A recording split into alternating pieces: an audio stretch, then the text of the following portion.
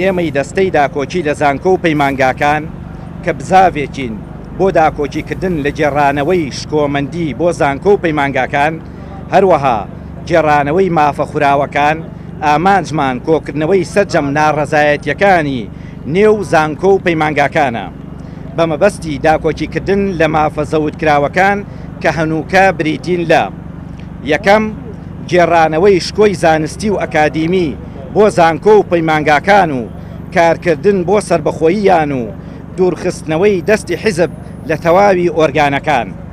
دووەم، هەڵوەشاندنەوەی بڕیاری پاشەکەوتکردنی موچە و گێڕانەوەی موچەی خورا و پێدانی تەواوی شایستە داراییەکان. سێەم، پێدانی دەرماڵە بە خوێنکاران و دابینکردنی خزمەتگوزاری بۆ بەشۆدانخۆییەکان و هەڵوەشاندنەوەی بڕیاری وەرگرتنی بڕی 100,000 دینار لە خوێنکاران.